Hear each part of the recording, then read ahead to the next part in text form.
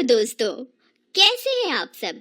हमारी कहानियां देखने के लिए हमारे चैनल को सब्सक्राइब कीजिए और हाँ, बेल आइकॉन पर क्लिक करना मत भूलिएगा।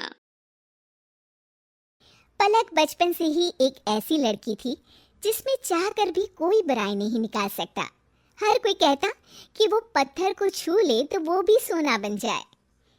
एक दिन माँ कहती है, पलक भाग कर जा, डॉक्टर को लेकर आ बेटा, पापा की तबीयत काफी खराब है। पलक डॉक्टर को ले आती है, लेकिन डॉक्टर जो कहते हैं उसे सुनते ही पूरे परिवार के पैरों तले जमीन खिसक जाती है। इनके बचने की उम्मीद बहुत कम है। नहीं नहीं, ऐसा मत बोलिए डॉक्टर साहब, इन्हें कुछ हो जाएगा तो हम तो जीते जी मर जाएंगे। डॉक्टर साहब, कोई तो तरीका निकालिए जिससे इनका इलाज हो जाए और ये ठीक हो जाए। देखिए, तरीका तो है, क्यों नहीं तरीका, लेकिन लेकिन क्या डॉक्टर साहब? देखिए, आप लोग वो नहीं कर पाएंगे। क्या क्या डॉक्टर साहब? देखिए, आप लोगों को इनके इलाज के लिए कम से कम 50 लाख रुपए की तैयारी करनी होगी। इनके इलाज में 50 लाख रुपए का खर्चा है।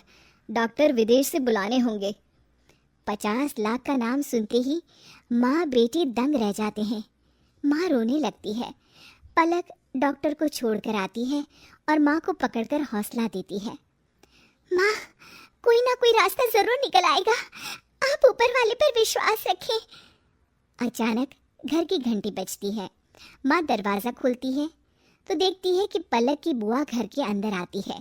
आए हाय, क्या हो गया मेरे भाई को? अरे क्या कर दिया तुम लोगों ने? मेरा इकलौता भाई बिस्तर पकड़ लिया है। अरे देखिए देखिए, आप ऐसे क्यों बोल रही हैं? हम लोगों की जिंदगी में इनके सिवा है ही कौन? ऐसी बातें मत करिए आप। देखिए बुआ जी, अभी माँ की हालत ठीक नहीं है। वैसे भी डॉक्टर साहब ने हमें 50 लाख रुपए का इंतजाम करने को कहा है। हम लोग उसी से परेशान हैं। लो, हो गया पैसों का इंतजाम। अरे पर पता नहीं आप लोगों को ठीक लगेगा भी या नहीं। क्यों ठीक नहीं लगेगा बुआ? जैसे भी हो, पापा को ठीक करने से ज्यादा हम लोगों के लिए और कुछ नहीं। अरे रुक पलक, पहले इनकी बात तो पूरी सुन ले। दरअसल मेरे घर के पास ही राकेश रहता है। बहुत बड़ी कोठी, कार, पैसा सब है उन लोगों के पास। अगर राकेश से पलक की शादी हो जाए तो। अरे दीदी, आप भी क्या बातें कर रही हैं? ये बिस्तर पर पड़े हैं, पैसों पैसों के लिए हम मोहताज हैं और आप शादी की बात कर रही हैं। दरअसल ना, राकेश के साथ शादी करने वाली लड़की के परिवार को राकेश के माँ बाप 50 लाख रुपए देंगे। वो क्यों भला? लड़का पैसे देकर शादी कर रहा है? बात हजम नहीं हुई। अरे माँ, रहने देना, हमें क्या, पैसे तो मिल रहे हैं ना पापा के लिए। अभी ये सोच। अच्छा बुआ, आप उन लोगों से कहिए कि हमें पैसे भेज दें, मैं शादी करने के लिए तैयार हूँ। अरे बहुत अच्छे बेटा, जुग जुग जियो। ये कहकर बुआ वहाँ से चली जाती है। उन लोगों को पैसे मिल जाते हैं और पलक के पापा का इलाज भी शुरू हो जाता है और पलक शादी करके पहुँच जाती है राकेश के घर। राकेश बहुत ही सीधा साधा, कोई काम धाम न करने वाला लड़का होता है। वो हर किसी की बात मान लेता और एक कोने में चुपचाप बैठकर फोन देखता रहता। पलक, मैं तुमसे माफ़ी मांगना चाहता हूँ।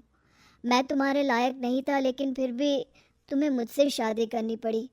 तुम्हारे पापा बीमार ना होते तो शायद मेरे घर वाले कभी भी तुम्हारे जैसी गुणी संस्कारी लड़के से मेरी शादी नहीं करवा पाते। पलक राकेश को देखकर मुस्कुराती है। ये मेरा भाग्य था, मुझे आपकी ही बीवी बनना था।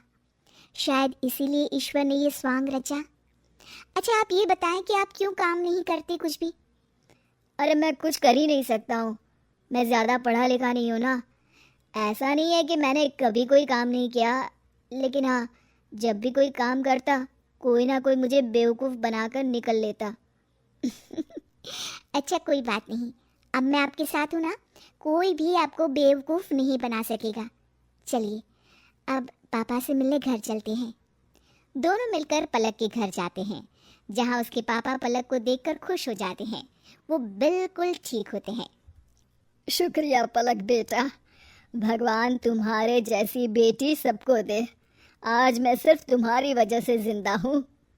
नहीं पिताजी, ये तो राकेश के घर वाले हैं, जिन्होंने मुझे बहू के रूप में स्वीकार किया, वरना ये सब मुमकिन नहीं था।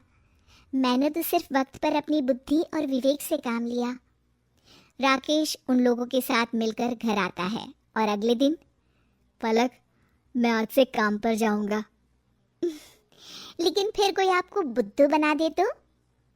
आज तक किसी ने मुझे इतना महत्वपूर्ण नहीं माना था जितना तुमने कल अपने पापा के सामने कहा।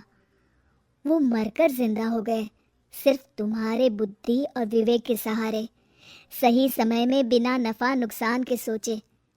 तो पलक, मैं तो एक अच्छा खासा इंसान हूँ। वाह जी वाह, सही बात है।